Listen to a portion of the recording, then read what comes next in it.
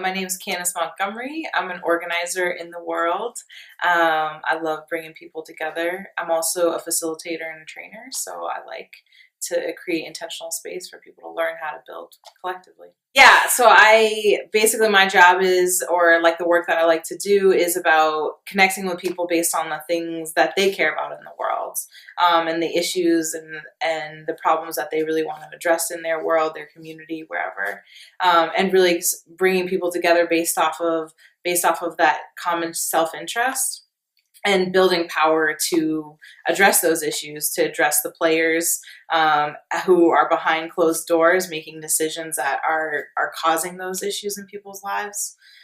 So that's really my job, and I'm working with people to take those risks and to make those decisions collectively and to connect more people to the work consistently.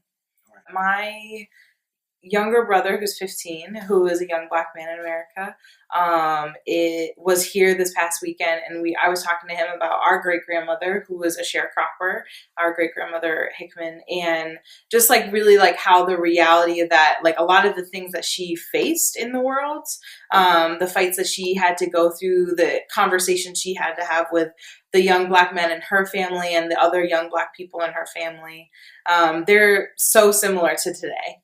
And so I think when people ask me the question about like how does history connect to the work, it's really like I'm trying to channel her. I'm trying to channel that legacy, trying to channel like the energy of my ancestors to actually change something, so that a generation down the line we don't have to continue to have the same conversation about race and racism in this country, and that we're actually working towards a place where people have equity, and the things that they need. So I think that's really how it connects to the work. And then there's obviously a long legacy of like amazing Black women and amazing queer Black women who have been organizers and who have been the backbone of pretty much every movement that there is. And so I really am like out there fighting for them too, because unfortunately, because I think the combination of like racist narratives and sexist narratives, their stories are invisible in our movement history. And so I think that's the work too, is really like having America actually see that Black women have been rocking this since day one. And that we will continue to do it, and that like our leadership is necessary and has always been crucial, and that now is really the time for us to recognize that. And that's why I throw down with the Black Lives Matter movement, because that's really what it's about. It's about centering the leadership of those who are traditionally marginalized inside of our movements, because that's where we know where our strength is, because those are the folks who are directly impacted by the problems. Therefore, like they are the ones who know the solutions. So I think that's kind of how history connects to the work that I do, is like living out those legacies of Black leaders, Black women leaders, and doing what we do is like building our communities, bringing them together, fighting back whatever we need to fight back, but also like imagining new futures for ourselves, and imagining a way of being, and each day collectively working towards that. Like that's the work. Not in the car, nothing. And he said tomorrow they're gonna grant my brother eagle feather, and they're gonna make him a chief because he went to Wounded Knee for the women and children. And so he went to sleep about 2 o'clock in the morning. He was dreaming. All of a sudden, he saw this sheet lightning coming from the west. And he saw the trees blowing back and forth. And all of a sudden, boom! About 2:30 in the morning, he was sleeping. A bolt of thunder hit, and he woke up and it was lightning, and the trees were blowing back and forth, and it started to drizzle. And he jumped up and grabbed his gear, walked 4 miles out to his car, jumped in his car, came back, and the next day he said, "From this day forth, your name will be Nigan Nawewidan." I said, "What does it mean?" It means the thunder before the storm. That's what the creator, that's my name. That's how we got our name.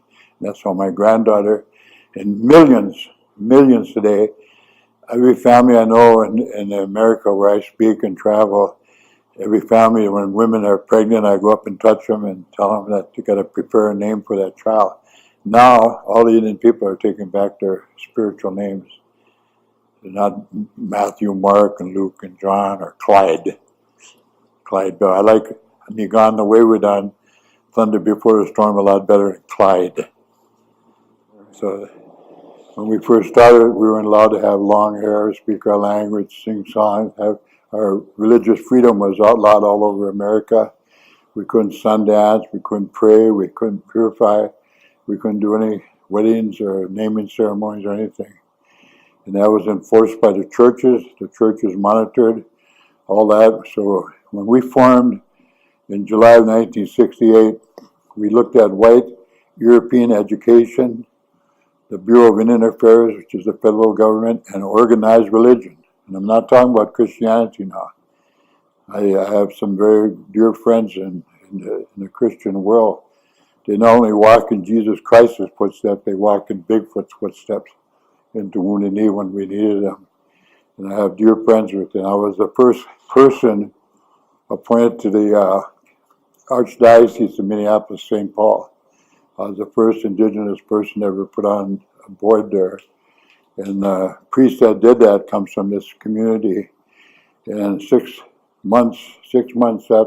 weeks after he did that, the church started condemning him. They funded a program for us, but they wouldn't give him the money because he said that the church violated all the commandments of God, including the massacre. They played a big role. They never said a word here in the state of Minnesota and they referred to Sibley as Long Knife Sibley because he started the first scalping policy against Indians. We didn't know anything about that. But that's where they stereotype us, that's where they portray us in the media industry and history books. Like we're the ones that were scalping people. It's not true. Here in Minnesota, they call them Long Knife Sibley. We're going to call you AIM. I said, what are you talking about? What's AIM? What does it mean? Why are you aiming to do something about police brutality? You're aiming to do something about racism. You're aiming to do something about housing. You're aiming to do something about education and health. And I said, but what does it mean? And she said, American Indian movement. I said, oh, no. No. I said, we don't want to be called Indians anymore. Because some pirate was 18,000 miles off his course, floundering and lost in the high sea, thinking he landed in another part of the world. They call us Indians today.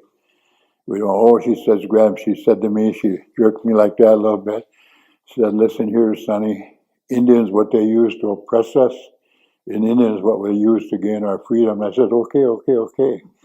We went into the board meeting, they proposed it, and the people debated it, and they voted unanimously that declaration. So today, this little ragtag organization that formed here to deal with police brutality and poverty here in Minneapolis-St. Paul area now represents over 365 million Indigenous people worldwide. That's what an organization can do if their heart is in it and if they have the vigilance to stick with something, follow up on it. Don't let it go. Don't turn it over to somebody else to do it for you. And that's what I've done. I've been here from day one. I've never backed away from anything. My convictions that I have, lost millions of people. And I spoke at the Selma celebration over in the church in St. Paul here a few months ago, and they had invited me there, but they didn't have me on the agenda when I got there. And I pushed my way in. And I addressed them, and I said, I support Black Lives Matter 100%. I'm not speaking out against it and anything of that. I told them the history of Indian people, and I said Indian lives matter too. You know. Sure. So I'm Bo Taurabe, and I am a community builder. I've spent most of my life working with community and trying to really bring different people together to both tackle challenges, but also to think about what kind of world we want to live in and what it will take to get there. Mm-hmm. Sure.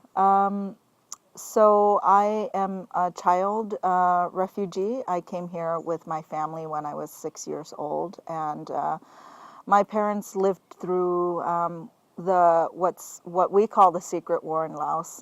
Laos was supposed to be a neutral country during the Vietnam War, but of course it wasn't. Almost everybody was there, including the United States. And my father was a soldier in the secret force that the CIA created to combat communists. He was recruited into that. He was recruited into that. And so we, during that time, lived in Laos, and then eventually when the U.S. left the country in 1975, my family, I think my mom says, they tried to stay as long as they could, but when it got too dangerous, and my father was still off fighting, but she had, 4 small children and was by herself, and then eventually all the villagers were leaving, and she tried to hide in the jungles with us for as long as she could, and then eventually some villagers came by, and there was an elderly gentleman. He was also a Vang, and my mom is a Vang, and in the Hmong community, if you have the same last name, you're considered family. Right. And so he basically told her, you have to leave because the communist soldiers are coming, and if they find you and the kids, they will kill you. So she left without your dad. she left without my dad, wow. and he helped her carry a couple of us.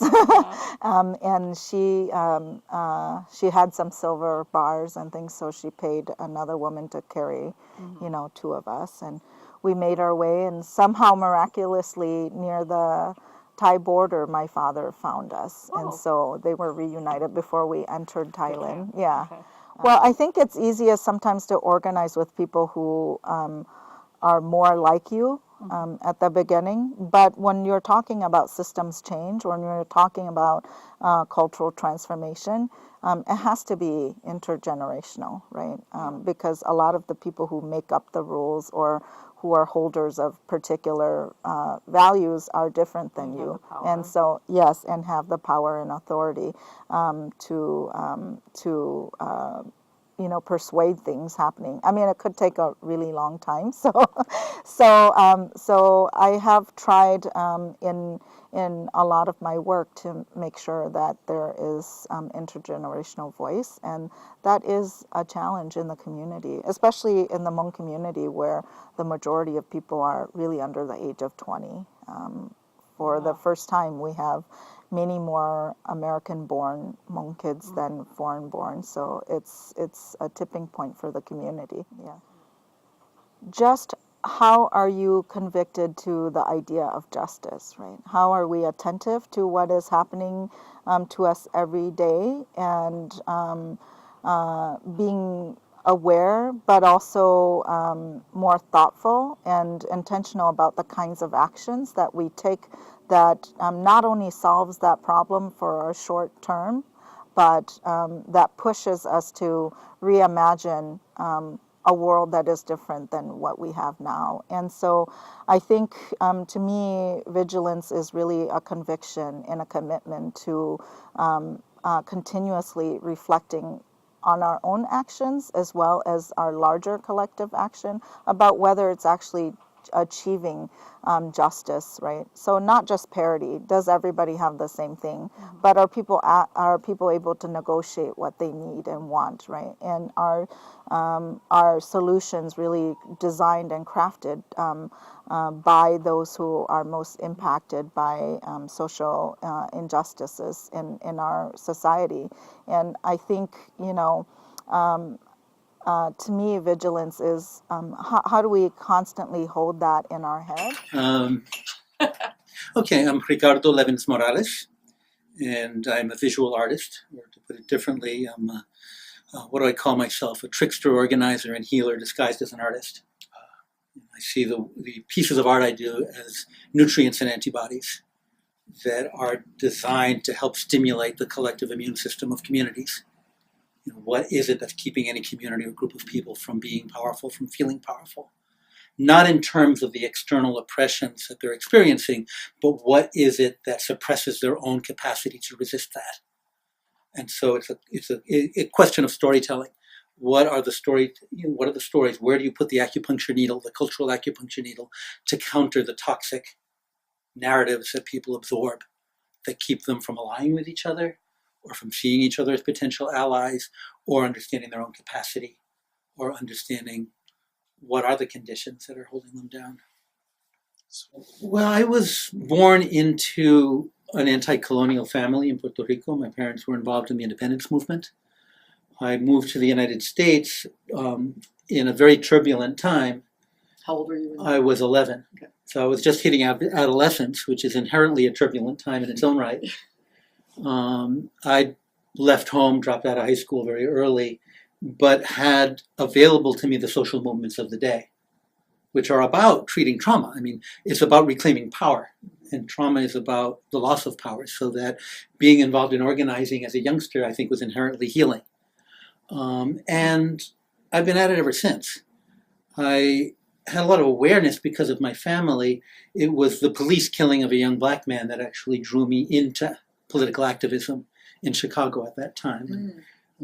Fred Hampton is a well-known name. He was the head of the local chapter of the Black Panther Party.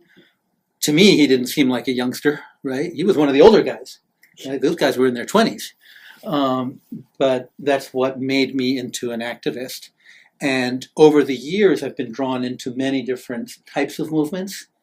But there's really, like when people look at my artwork, they say, well, how do you connect with so many different issues? And what are the issues that are most important? To me, there's really only one issue. And that is human resilience in the face of oppression. That's my issue.